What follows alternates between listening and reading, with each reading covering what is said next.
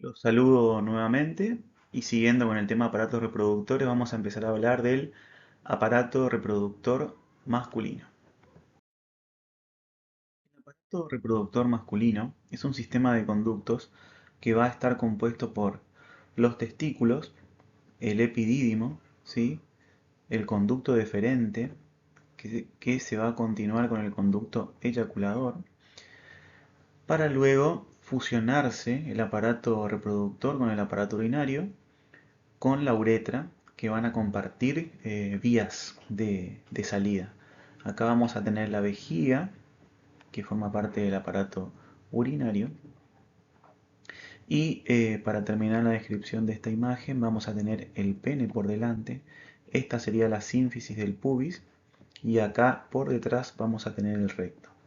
Se van a sumar al aparato reproductor masculino, ¿sí? Glándulas accesorias como la vesícula seminal, la próstata, que la encontramos acá, y las glándulas vulvouretrales o de Cooper. Desde el punto de vista macroscópico, los testículos son glándulas ovales, ¿sí? Que miden aproximadamente 5 centímetros por 2 centímetros y van a pesar entre 10 a 15 gramos. Van a presentar dos polos, uno superior y otro inferior, y por fuera van a estar recubiertos por la piel del escroto, que es una piel laxa que contiene vellos, que se ve como si fuese una única bolsa, pero por dentro vamos a ver que tiene un tabique escrotal que divide a ambos testículos, ¿sí? Es muy importante la estructura que le sigue en la descripción, que es el músculo dartos, que es músculo liso, y también el músculo crewmaster, que es músculo esquelético, ¿sí? Que es una continuación del músculo oblicuo interno del abdomen. Estos dos músculos tienen una función que es conceder la temperatura ideal para que se pueda producir la espermatogénesis. Los testículos necesitan 2 a 3 grados inferior a la temperatura corporal y eso se logra fácilmente porque se encuentran fuera de la cavidad abdominal. Sin embargo, cuando hace frío y la temperatura de los testículos empieza a bajar mucho más de lo que corresponde, estos dos músculos se activan rápidamente y van a acercar a los testículos hacia el cuerpo para lograr la temperatura deseada. Bien, ahora vamos a hacer un corte sagital para conocer un poco la estructura microscópica de los testículos y nos vamos a encontrar que está recubierto por una túnica vaginal, ¿sí? Que es una serosa que recubre completamente a los testículos. Inmediatamente por debajo vamos a ver una túnica albuginea, que es tejido conectivo denso que envía tabiques hacia adentro formando lóbulos, ¿sí? Dentro de estos lóbulos vamos a encontrar los túbulos seminíferos, ¿sí? De trayecto tortuoso, que luego se van a concentrar en túbulos seminíferos rectos para desembocar en la red de testis o red testicular. A partir de ahí ya se va a formar el epidídimo, que va a tener tres regiones: la cabeza del epidídimo, el cuerpo del epidídimo y la cola del epidídimo, para que luego se forme ya el conducto deferente.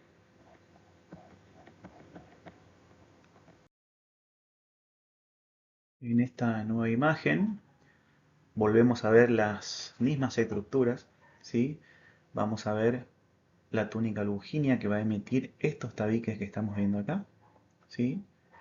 Acá vamos a ver la red de testis y el epidídimo con su cabeza y su cuerpo. La cola en esta imagen no se ve. En este esquema podemos ver la cola del epidídimo y que luego se continúa con el conducto deferente.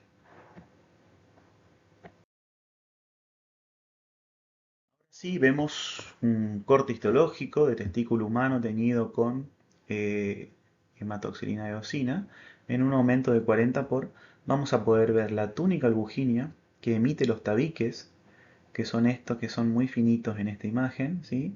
Podemos ver vasos sanguíneos que irrigan a toda la zona y cada una de estas pequeñas luces son los túbulos seminíferos, ¿sí? Que van a contener a los distintos estadios de espermatocitos y espermatogonias. Y fíjense lo intrincado que es. Cada uno de estos son túbulos seminíferos. Vamos a ver ahora al detalle cómo están formados esos túbulos seminíferos. Eh, Vamos a hacer un corte transversal de un túbulo seminífero, ¿sí? Con un aumento de 270 por. Y acá vemos la luz del túbulo seminífero. Esta estructura, esta estructura que ven acá sería la membrana basal. Y a partir de ahí se van acomodando las distintas células en distintos estadios, ¿sí? Vamos a tener una espermatogonia, que sería la célula madre que siempre va a estar bien cerca de la membrana basal, espermatocito primario, espermatocito secundario y una espermátide. Por supuesto que en esta imagen es muy difícil diferenciar y yo me estoy ayudando de las referencias para poder mostrarles. Más que nada es conceptual, eh, pero no se les va a pedir que en una imagen así puedan diferenciar los distintos estadios. Por fuera, esto sí es importante, por fuera de cada membrana basal vamos a encontrar células de Leydig que están por fuera. Eso sí es importante que lo sepan conceptualmente. Dentro de un túbulo seminífero no puede haber células de Leydig, ¿sí? Y vamos a encontrar también cercana a la membrana basal, pero no pegada a ella, la célula de Sertoli. En el siguiente esquema vamos a ver las funciones de cada una de ellas. Bien, ahora en esta imagen vamos a ver, a describir un poco el túbulo seminífero y las células. Acá vamos a tener una membrana basal que es bastante gruesa, tiene 3 o 4 capas de células dioides, ¿sí? Y por debajo vamos a tener las células del túbulo seminífero que van a ser de dos tipos. Las células espermatogénicas, ¿sí? Y las células de Sertoli, que en su forma original son cilíndricas y se extienden desde la membrana basal hasta la luz del túbulo seminífero. Pero van a emitir muchas prolongaciones entre ellas, prolongaciones muy fuertes, y esto hace difíciles distinguir los límites en el microscopio óptico. Están unidas entre ellas por contactos oclusivos, que representa el fundamento de la barrera hematotesticular. Además pueden producir estrógenos y funcionan como sostén mecánico, protección y nutrición, ¿sí? La barrera hematotesticular divide al epitelio tubular en dos: un compartimiento basal, en el que solo se encuentran los espermatogonios y espermatocitos primarios, que sería esta zona de acá, y un compartimiento adluminal que contiene el resto de los estadios de la espermatogénesis. Esta barrera permite un microambiente adluminal bastante distinto al plasma. Por ejemplo, es muy permeable a hormonas esteroideas, algunos aminoácidos y iones. Y por supuesto, la principal función es la de proteger de la autoinmunidad. Recordemos que los elementos son transportados por la sangre, los elementos de la inmunidad, glóbulos blancos, proteínas de la inmunidad y demás. Y espermatogonias y el espermatocitos van a ser células haploides, es decir, que tienen 46 cromosomas. Uno de los determinantes antigénicos en la inmunidad es el número de cromosomas que tenga una célula. Y el espermatocito secundario ya va a tener 23 cromosomas, o sea que es haploide. Entonces podría ser atacado por nuestro cuerpo. Para esto existe la barrera hematotesticular. Estas que se ven en verde son células de Leydig, que son células secretoras eh, capaces de secretar testosterona.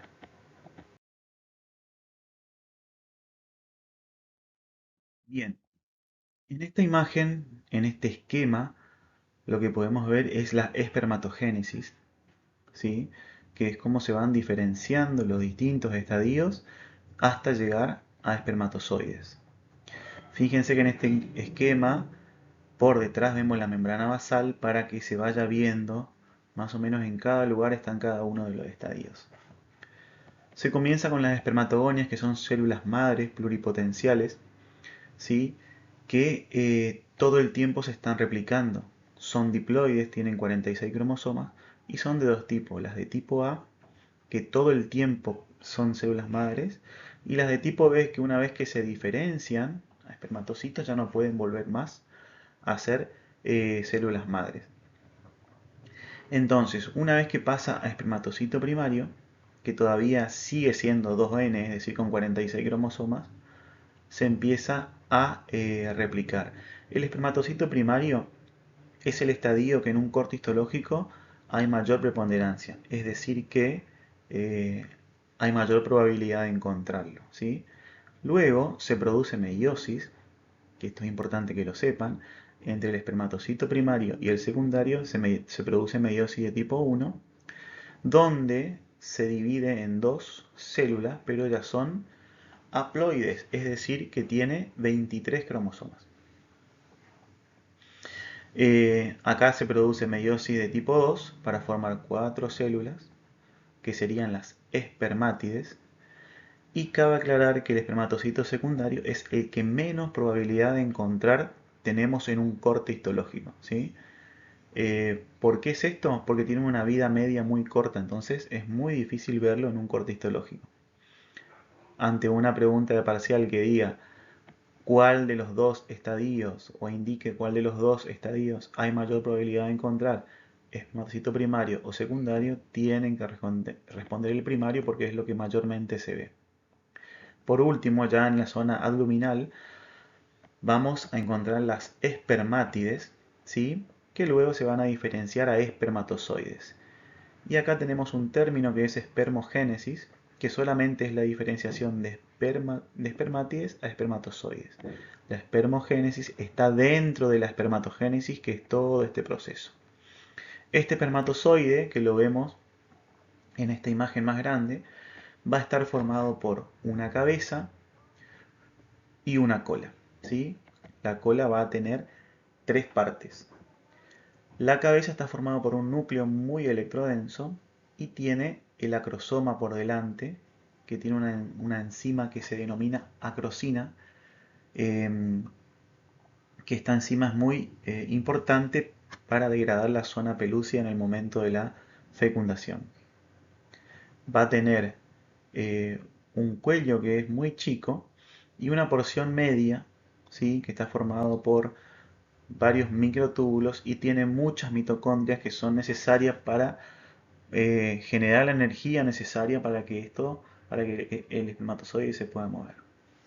La porción principal, ¿sí? De la cola es la que más mide, 45 micras. Y por último vamos a tener una porción terminal. Bien, ahora vamos a hablar un poquito de la regulación hormonal de este ciclo, no solo de este ciclo, sino la del hombre en general, donde vamos a tener actores similares a lo que es el femenino, con el hipotálamo, que va a liberar el factor liberador de folículo estimulante y luteinizante, hipófisis, que van a liberar folículo estimulante y luteinizante. La luteinizante va a ir directamente a las células de Leydig y va a potenciar la liberación de testosterona. La testosterona va a actuar sobre la célula espermatogénica, perdón, sobre las células de Sertoli, que por supuesto contienen las células espermatogénicas. Y esta célula de Sertoli va a liberar proteína ligadora de andrógeno, que se llama ABP, o mejor dicho, se la nombra como ABP. Y esta proteína ligadora de andrógenos lo que hace es fijar testosterona, porque la testosterona lo que hace es promover el crecimiento y maduración de espermatozoides, o sea, la última etapa, la espermogénesis, como habíamos dicho, y a su vez empieza a liberar inhibina. En realidad, cuando sensa que hay suficientes espermatozoides para que el hombre pueda cumplir con su tarea reproductiva, empieza a liberar inhibina para poder ejercer retroalimentación negativa sobre el hipotálamo y que se deje de secretar folículo estimulante y luteinizante. Por otro lado, la concentración elevada de testosterona también actúa como regulación negativa sobre hipotálamo e hipófisis en este caso. La testosterona en muchos órganos va a actuar en muchos órganos diana del cuerpo humano, ya que es la importante de desarrollar el patrón masculino, ¿sí? Y el crecimiento de órganos sexuales masculinos y caracteres sexuales secundarios, ¿sí? también aumenta la masa muscular, es decir, da los caracteres masculinos eh, generales. También promueve el anabolismo, que es la síntesis de proteínas, aumentada por supuesto. La testosterona en algunos órganos diana clave, como por ejemplo la próstata, a partir de la 5-alfa reductasa, lo que hace es generar dihidrotestosterona, que esta hormona es un símil testosterona, pero es mucho más potente, por decirlo de alguna manera, ¿sí? Esta hormona tiene que estar finamente regulada porque en su concentración eh, ideal genera todo esto aumentado, es decir, promueve patrones masculinos y lo que dijimos anteriormente, pero si nos pasamos puede provocar hiperplasia prostática benigna o inclusive maligna, puede provocar caída del pelo, etc. Así que todo tiene que estar muy bien regulado. Antes de hablar del epidídimo, nosotros anteriormente estábamos hablando solamente de túbulos seminíferos. Hay que decir que los túbulos rectos solamente son de conducción y van a tener epitelio cilíndrico bajo, que son estos que están por acá. La rete testis tiene laberintos anastomosados con epitelio cúbico simple también. Y los conductillos eferentes que van a llegar al epidídimo tienen un epitelio característico, cilíndrico, simples, con células ciliadas que barren en dirección del epidídimo, ¿sí? Ayudan a movilizar los espermatozoides aún sin movilidad, ¿sí? Van a alternar con células absortivas, que a ciencia cierta no se sabe en qué función cumplen, pero poseen vesículas que evidencian actividad endocítica. Ahora, si el epidídimo es un órgano en forma de coma de unos 4 centímetros que yace en el borde posterior de cada testículo. Básicamente es un conducto epididymario muy desarrollado, mediría 6 metros si lo estiramos completamente. Va a presentar tres porciones, una cabeza, ¿sí? Un cuerpo y una cola. Y la función del epididimo es almacenar espermatozoides. Puede permanecer viables varios meses en ese lugar. Y si no terminan de madurar, se pueden reabsorber esos espermatozoides degenerados. Em, Pueden impulsar los espermatozoides al conducto deferente en la excitación gracias a músculo liso. Cabe recordar que en el epidídimo es el sitio donde se produce la maduración completa del espermatozoide. Adquiere movilidad y la capacidad de poder fecundar, ¿sí? El epitelio que presenta el epidídimo va a ser pseudoestratificado, ciliado, cilíndrico uniforme, muy alto, compuesto por células principales y células basales. Las principales van a ser cilíndricas con estereocilios con gran capacidad absortiva, ya que el 90% del líquido se reabsorbe en esa porción. Y estas células además secretan activamente glucoproteínas y glicerofosforicolina, ¿sí? Las células basales son pequeñas y redondas y son células madre que se encargan de reponer a las células principales. El epidídimo se va a continuar con el conducto deferente, que mide aproximadamente 45 centímetros y tiene un grosor mucho mayor, ¿sí? El conducto deferente va a subir, ¿sí? por el borde posterior del testículo, va a girar sobre la sínfisis del pubis, ingresa a la cavidad eh, pelviana y va a pasar por encima del uréter para terminar en el conducto eyaculador. Cerca del conducto eyaculador va a tener la ampolla del conducto deferente, ¿sí? Este conducto deferente tiene funciones de transporte y absorción de espermatozoides degenerados y va a tener un epitelio pseudoestratificado, cilíndrico con microvellosidades y va a poseer una capa muscular muy gruesa circular interna y longitudinal externa, que son los encargados de impulsar el líquido de la ampolla del conducto deferente. Luego vamos a tener el conducto eyaculador, que mide 2 centímetros, que va a estar formado por la unión de la ampolla del conducto deferente y de la vesícula seminal, que vamos a hablar más adelante. Se forman en la porción superior de la próstata y terminan en la uretra, donde eyectan secreciones de la vesícula seminal y los espermatozoides. La uretra es el conducto terminal para el aparato reproductor y también para el aparato urinario en el hombre. ¿Sí? Tiene aproximadamente 20 centímetros y pasa a través de la próstata, los músculos profundos del periné y el pene. Por este motivo se va a dividir en tres porciones. Una uretra prostática, que va a medir entre 2 a 3 centímetros, una uretra membranosa, ¿sí? Que atraviesa los músculos profundos del periné, y una uretra esponjosa, que atraviesa el cuerpo esponjoso del pene. Nótese la diferencia que hay entre la uretra masculina y la uretra femenina. Esto genera que las mujeres tengan mayor probabilidad de sufrir infecciones urinarias. ¿Sí? El epitelio de la uretra es cilíndrico, pseudoestratificado, ya cambia con respecto a las regiones anteriores, es cilíndrico pseudoestratificado en esta zona, y cerca del final ya se transforma en escamoso estratificado cerca del orificio externo.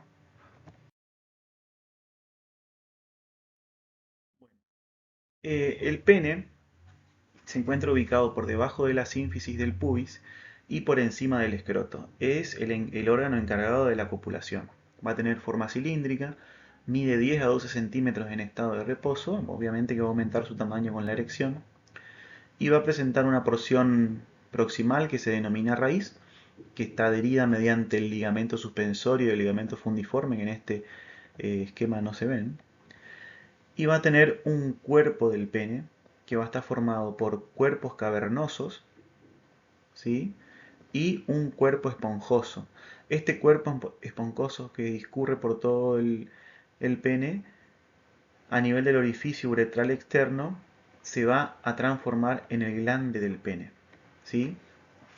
Que, que va a presentar un borde posterior o la corona, que es el surco balano prepucial. Por fuera va a estar recubierto por piel fina, que va a formar el prepucio, ¿sí? Ahora, en este corte ventral, lo que vamos a ver es el cuerpo esponjoso, por acá, y los cuerpos cavernosos. Acá vemos la arteria dorsal y la vena dorsal que va a drenar sangre del pene, ¿sí? Y la vena dorsal superficial. En esta imagen vamos a ver la arteria profunda del pene y el cuerpo esponjoso que se encuentra por debajo con la uretra.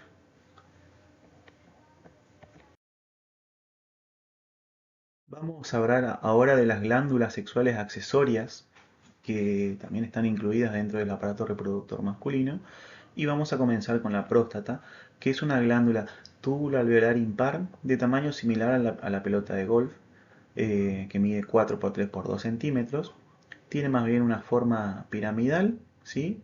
Está ubicada debajo de la vejiga urinaria, va a presentar una base en contacto con la vejiga y un vértice que es distal a la misma. Está formada por un lóbulo derecho y un lóbulo izquierdo separados por tejido conectivo y muscular. ¿Qué va a secretar? Un líquido viscoso de pH 6,5. ¿Cómo logra esto? Secreta ácido cítrico, enzimas digestivas como pecimógeno, lisozima, amilasa y hialuronidasa, que lo que van a hacer es descomponer las proteínas de coagulación de las vesículas seminales. Va a secretar fosfatasa ácida, seminoplasmina, que tiene propiedades antibióticas, y antígeno prostático específico, que es una enzima proteolítica que mantiene fluido el semen, ¿sí? La secreción prostática constituye un 25% del volumen total de secreción del semen y contribuyen a la motilidad y viabilidad de los espermatozoides. Van a ser 40 glándulas tubuloalveolares incluidas en una estroma de músculo liso, ¿sí? Que vacían su contenido a 20 conductos excretores que luego van a ir a su vez van a ir y se vacían en la uretra.